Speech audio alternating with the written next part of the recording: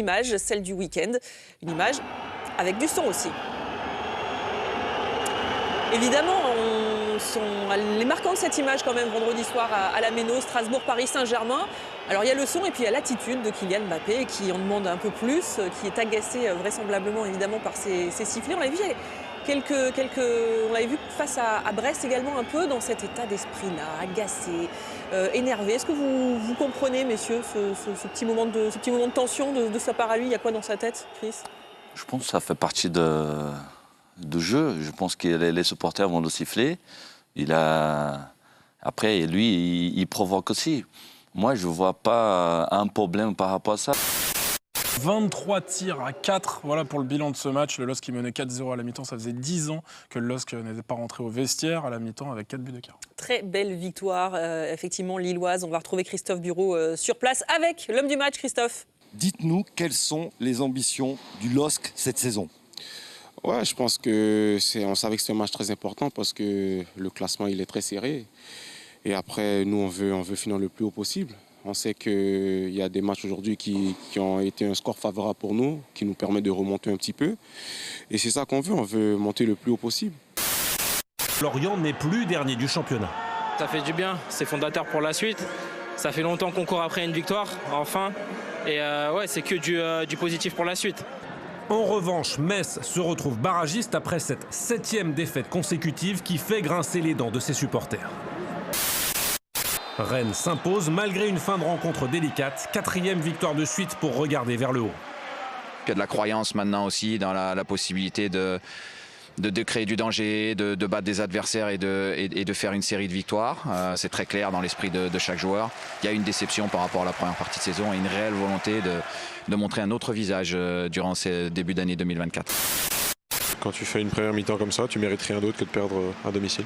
Je l'ai dit aux joueurs, je vais prendre l'entière responsabilité de la défaite. Je pense que mes choix n'ont pas été bons. J'espère que les joueurs ont un minimum de fierté et de responsabilité par rapport au contenu de la première mi-temps, mais elle est entièrement pour moi. Colère froide de Will Steele qui contraste avec l'immense joie toulousaine après cette grosse victoire dans la course au maintien. 0-0, ne pas perdre contre Nice, c'est vécu comment dans les rangs bressois où on doit forcément commencer à avoir un peu plus d'ambition? On avait pour ambition justement d'imposer notre style et notre rythme sur ce match. On n'a pas reculé, on a voulu aller les chercher, pressing, 1 pour 1 derrière. Non, ça n'a pas suffi, mais je pense que le nul est logique quand même. Quand on est tous connectés, on est difficile à battre et j'espère vraiment du fond du cœur qu'on va continuer comme ça. En souffrance, puis en maîtrise, Lens l'emporte dans la douleur et regarde plus que jamais vers le haut du classement.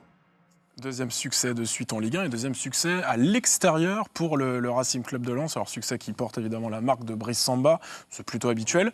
Et aussi de David Pereira da Costa qui, j'ai trouvé, a fait une action à la Seko Fofana de la saison dernière. Partir de très loin et intercepter une passe de ses défenseurs centraux, continuer la diagonale et marquer. Même le prince Albert d'ordinaire imperturbable a paru contrarié. Les mauvaises habitudes de Monaco à Louis II continuent. Oui, c'est sûr qu'on est déçu, surtout du résultat et des occasions manquées. À domicile, l'ASM n'avance plus. 2 mois sans victoire. It's really hard to accept this draw. Qu'est-ce qui se passe à Monaco? Vous savez l'affection que j'ai pour ce club, même si j'ai pas évolué énormément de temps, mais c'est pas normal ce qui se passe à Monaco. Ça ronronne, je sais pas. En tout cas, c'est toujours un club qui est déséquilibré. En tout cas, sur les mercatos, moi, je vois pas de cohérence. Chaque année, c'est les mêmes constats. Et le constat, il est que tu as des cadors sur le plan offensif, mais qu'à chaque fois, derrière, il arrive toujours des choses. D'autant plus, tu as essayé de reconstruire une charnière avec les départs. C'est une charnière qui, quasiment dans son intégralité, va à la canne. Donc évidemment, quand tu dois changer toute ta défense, en Ligue 1 aujourd'hui, tu t'appuies d'abord sur une bonne défense pour pouvoir faire briller ton attaque. Or l'AS Monaco est une équipe trop souvent déséquilibrée. Ça attaque à tout va, mais ça défend jamais. Dans le passé, tu nous as plutôt habitués à des célébrations un petit peu hors du temps. Je voulais savoir si on aura la chance de voir ça à nouveau cette année ou dans le futur à Marseille. J'en profite à max parce que avant que je puisse plus en faire, de seul temps que j'ai plus le jus pour le faire, j'en profite à fond. Non oui, c'est clair, c'est clair. Bon, maintenant il y a aussi le... Le PSG ne rassure toujours pas, alors que la Ligue des Champions arrive à grands pas. En 12 días igual estamos muertos todos. Ojalá no, pero no me interesa la Champions, me interesa el Brest, partido de Copa. Si tout va bien, Luis Enrique sera là, Kylian Mbappé aussi, mais avec quelle attitude sur le terrain? Mais moi, je le vois jouer contre la Sociedad, même si la ligne d'attaque, vous dites on connaît la ligne d'attaque, Dembélé, moi je le vois dans le milieu à 3. Moi, je ne le vois pas là, moi. 1-6, Zahir Emery qui va faire les compensations, le tampon qui va envoyer, et 2 joueurs pour répondre un peu à la Real Sociedad, qui est une équipe qui a la possession du ballon. Il faudra que Paris l'ait aussi. Alors si tu as Vitinha et Asensio dans le milieu, et s'il est capable de faire des replis défensifs comme il fait là, alors Paris doit avoir aussi un peu d'ambition dans le jeu. C'est ce que veut Luis Enrique.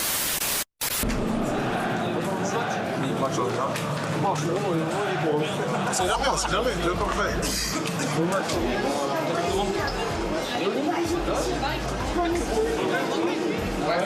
20 secondes, messieurs. Dans 20 secondes.